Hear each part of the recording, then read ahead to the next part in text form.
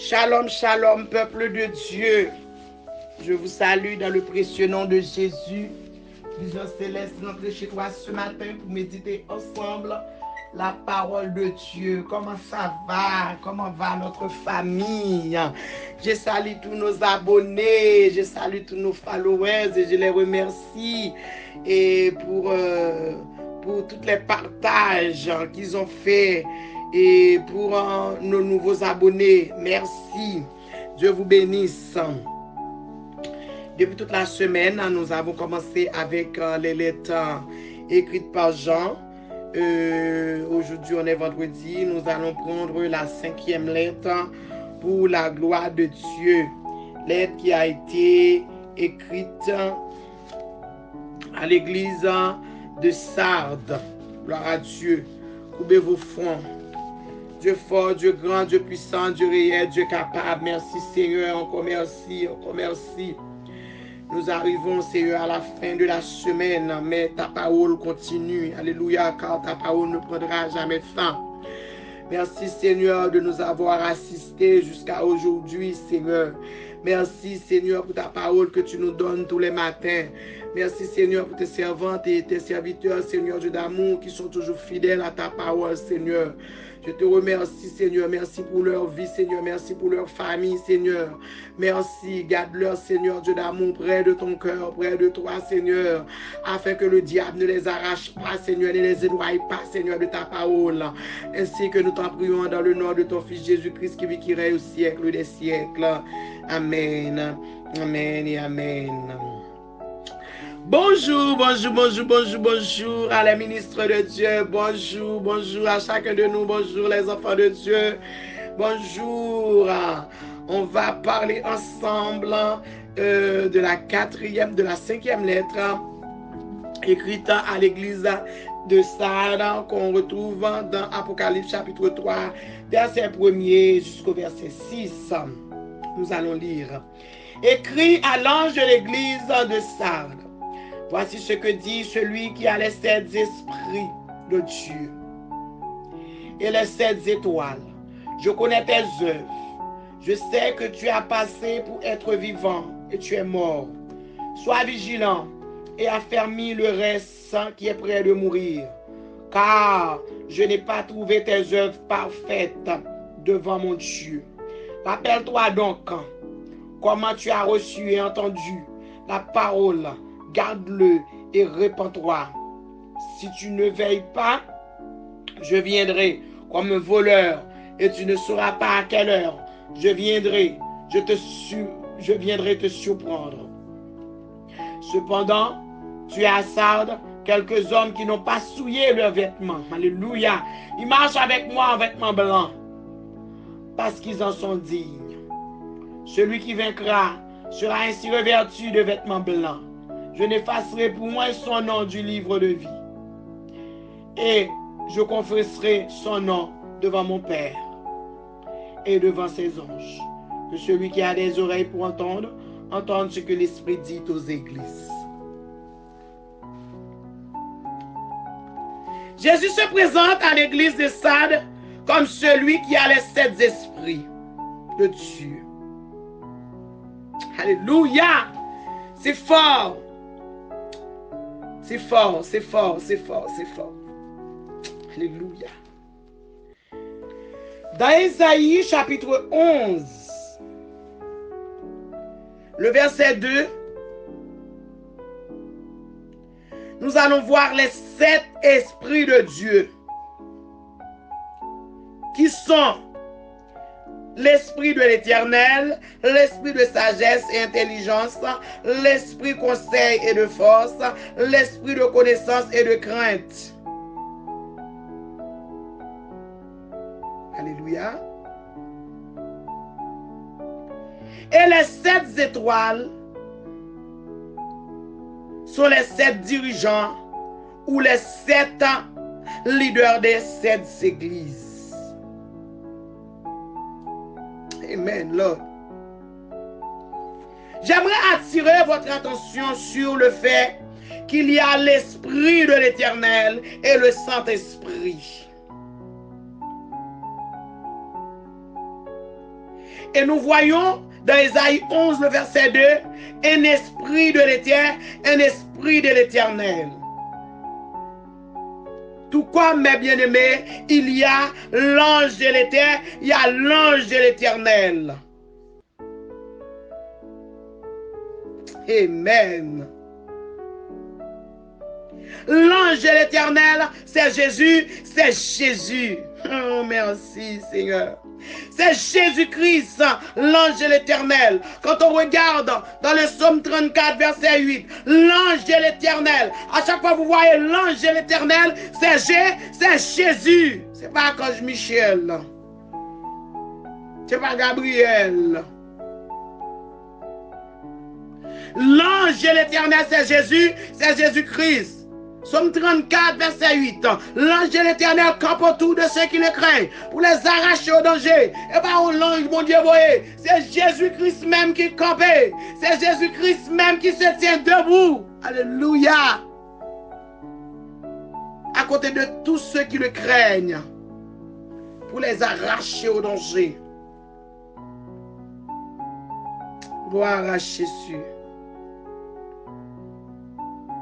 C'est la manifestation de Christ dans l'Ancien Testament. Oui, Jésus dit, je connais tes œuvres. Tu passes pour être vivant bien que tu sois mort. On voit que le leader de cette assemblée,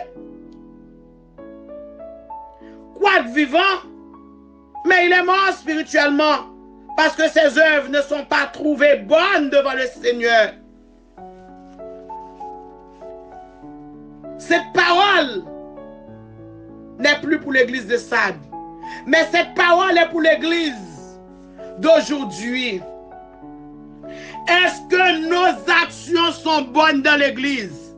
Les actions que nous commettons, est-ce qu'elles sont bonnes? Est-ce qu'elles sont jugées bonnes aux yeux de Dieu?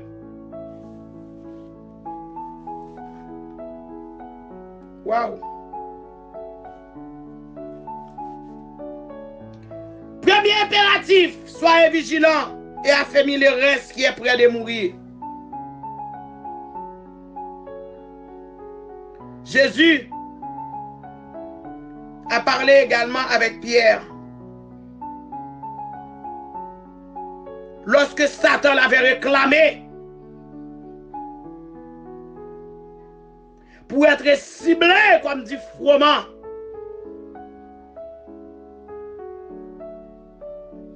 Le jour de la Pentecôte. Après le discours de Pierre, le peuple fut vivement touché. Eh oui. Eh bien, c'est ainsi que l'église de Sade, que le leader, de l'église de Sade devait être vigilant pour affermir ses frères. Deuxième impératif. Rappelle-toi comment tu as reçu et entendu la parole. Garde-la et réponds-toi. Je ne sais pas comment vous avez accepté Jésus. Je ne sais pas comment vous avez reçu la parole. Dans quelles conditions, dans quelles circonstances. Mais peu importe. Gardez-la et répentez-vous. Car la Bible dit, dans Osée chapitre 4, verset 6, que mon peuple est détruit parce qu'il manque beaucoup de la connaissance de la parole de Dieu.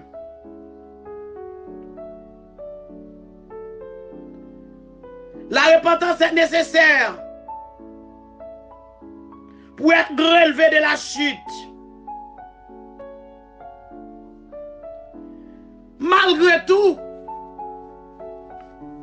dans l'église de Sade, bien que beaucoup sont morts, ou pratiquement tous sont morts, mais il y a une minorité. J'aimerais que les personnes qui m'écoutent ce matin, dites que je veux faire partie de cette minorité. Il y a une petite minorité. Moi, je vais vous dire, même si que l'église, elle est pourrie, même si que l'église, elle est pas bonne aux yeux de l'homme, oui, cette petite minorité veut faire la différence. Cette petite minorité ne veut pas se mélanger avec les autres. Il y aura toujours une petite minorité qui va vouloir servir Dieu malgré les autres font semblant de servir Dieu. De nos jours dans l'église, beaucoup font semblant. Ils viennent à l'église, mais ils savent bien qu'ils ne vont pas être sauvés parce qu'ils ne font pas la volonté de Dieu. Ils sont des ignorants. Ils n'obéissent pas à la volonté de Dieu. Ils n'obéissent pas à la voix de l'Éternel. Ils pensent même qu'ils peuvent corriger Dieu en faisant ce qu'ils veulent, en servant Dieu à leur manière. On ne peut pas corriger la parole de Dieu. On ne peut pas corriger Dieu. La parole de Dieu, c'est oui et amen. On l'obéit ou on ne l'obéit pas. On ne peut pas choisir une partie et pour laisser le reste parce que le reste ne nous convient pas. Mais il y aura toujours une petite minorité. Oh, alléluia. Mais dans cette petite minorité, que les dirigeants en fassent partie dans le nom de Jésus. Les dirigeants, vaut mieux que le reste des membres de l'église. Après avoir reçu la parole de Dieu, eux, ils continuent à faire qu'à leur tête. Mais vous, en tant que dirigeant, restez toujours dans la crainte de Dieu. Parce qu'une fois que vous avez fait votre travail, c'est comme un enfant. Vous l'avez donné une bonne éducation. Vous l'avez envoyé à l'école pour une bonne instruction. Parce que l'éducation se fait à la maison et l'instruction se fait à l'école. Alléluia. Vous l'avez bien éduqué. Et demain, il fait n'importe quoi. C'est vrai, vous allez avoir mal de voir votre enfant que vous avez bien éduqué. Qu'est-ce qu'il fait? Mais le fait que vous avez fait votre travail, vous n'avez rien à vous reprocher. C'est vrai que c'est dur, c'est triste. Mais soyez fiers parce que vous avez fait votre travail. Pasteur de l'église, faites partie de cette petite minorité parce que vous aurez fait votre travail. Même si les fidèles ne vous écoutent pas, mais au moins vous aurez fait votre travail. Amen. Conséquence finale. Mes bien-aimés, des noms peuvent être effacés dans les livres de vie. Attention, il y en a beaucoup aujourd'hui, leurs noms sont inscrits. Mais demain, à force de commettre l'iniquité et les choses ignobles devant la face de Dieu, vos noms peuvent être effacés. Alléluia. Dans Psaume 69, verset 29. Alors, considérons la situation de cette église. Que pouvons-nous dire de l'église dont nous faisons partie aujourd'hui? Est-ce que, alléluia, cette église n'est pas dans le même état que l'église de Sade? Elle était. Attention. Attention. Deux impératifs est à mettre en action. À vigilance et affermir le reste qui est prêt de mourir. Rappelle-toi comment tu as reçu et entendu la parole. Garde-le et remporte-toi. C'est ainsi que je te laisse. C'est ainsi que je vous laisse dans la présence de Dieu pour passer un bon week-end avec la parole dans la méditation. Que Dieu vous bénisse.